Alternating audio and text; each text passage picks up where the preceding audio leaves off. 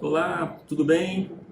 Hoje eu vou responder uma outra pergunta que a gente recebeu nas nossas mídias sociais, uma pergunta muito interessante, né?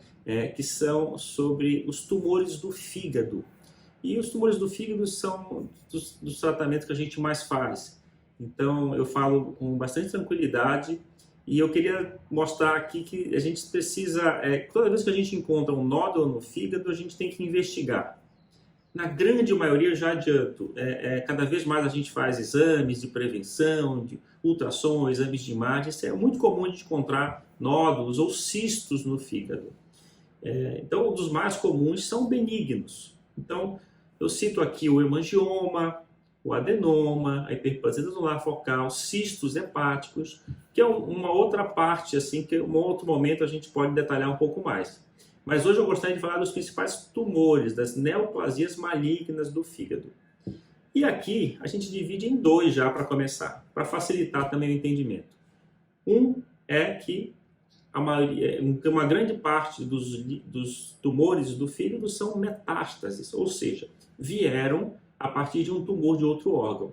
As células caíram na corrente sanguínea, migraram pela corrente sanguínea e pararam no fígado. E é muito interessante aqui, porque o fígado é um dos principais locais de metástases, principalmente para os tumores do aparelho digestivo, os tumores abdominais. E por que isso acontece? O que vocês imaginam?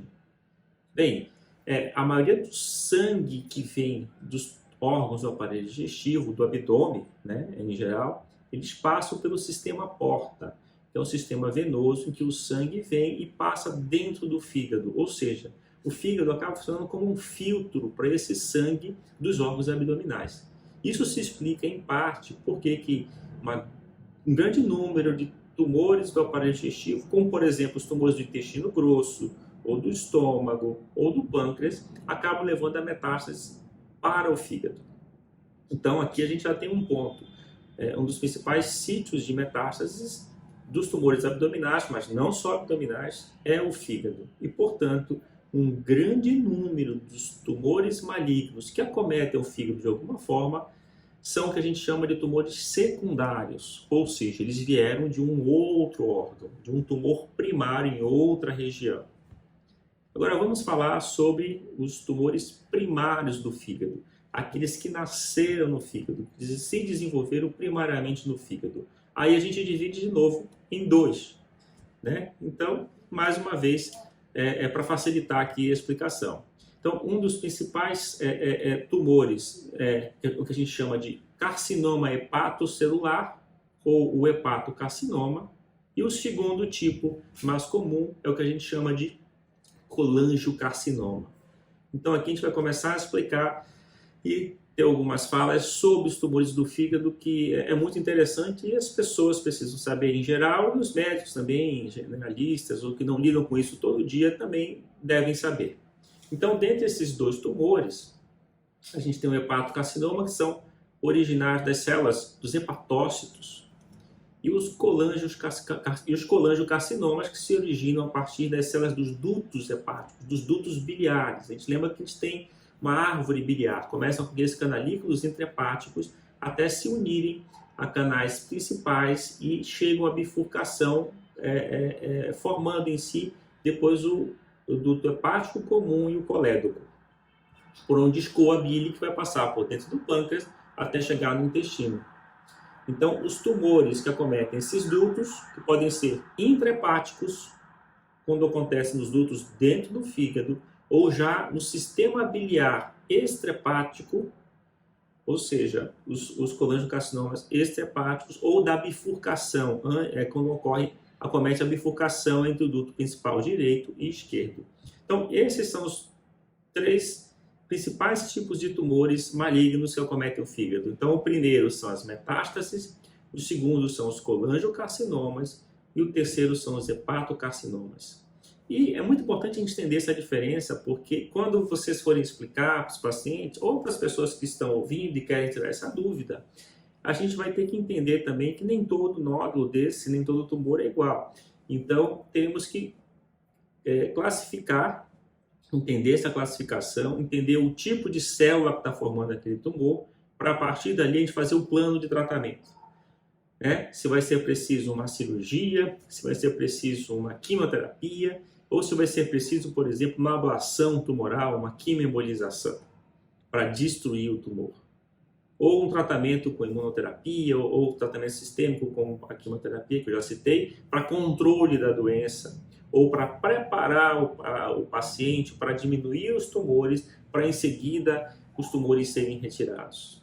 Ou tem até uma terceira situação, em que não é possível retirar esses tumores e que a gente precisa fazer um tratamento para controlar a doença. Então isso tudo vai acontecer a partir desse entendimento de que tipo de tumor é, né? E como que a gente faz essa classificação? Como que a gente sabe se o tumor é um hepatocarcinoma, ou se é um colangiocarcinoma, ou se é metástase de um outro órgão, por exemplo, né? O que vocês imaginam? Bem, obviamente a gente volta para aquele detalhe do como se faz o diagnóstico e o estadiamento, e que muitas vezes acontece de forma concomitante, com os exames de imagem, como por exemplo o ultrassom, a tomografia ou a ressonância, além de sempre procurar o eventual tumor primário em outros órgãos. E muitas vezes a gente usa as endoscopias, as colonoscopias, para afastar a presença desses tumores em outras regiões.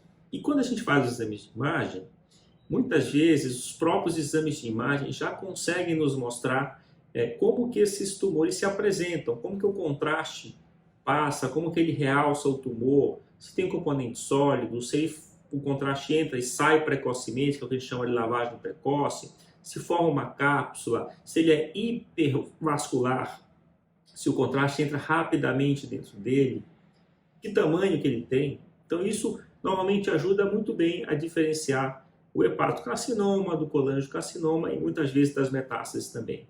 Quando ainda assim há uma dúvida, muitas vezes há a necessidade de fazer uma biópsia, ou seja, colocada uma agulha.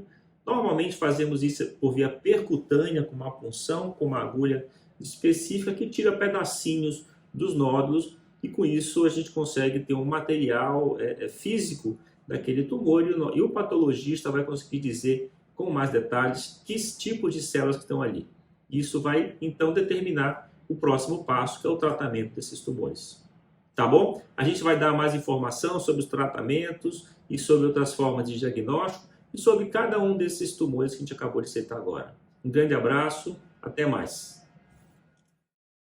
Caro colega, sabia que os médicos não oncologistas podem identificar até 80% dos casos de câncer?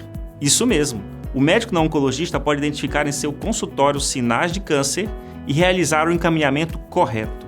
Eu preparei um evento exclusivo, onde vou mostrar para o médico não oncologista como identificar em seu próprio consultório os sinais e sintomas do câncer em seu paciente, realizando assim o diagnóstico preciso e o encaminhamento no tempo correto. Sou o Dr. Felipe Coimbra, cirurgião oncológico, mestre e doutor, presidente da America's Hepato-Pancreato-Biliar Association de 2019 a 2020, presidente da Sociedade Brasileira de Cirurgia Oncológica de 2015 a 2017, diretor do Instituto Integra Saúde, head dos tumores digestivos do AC Camargo Cancer Center.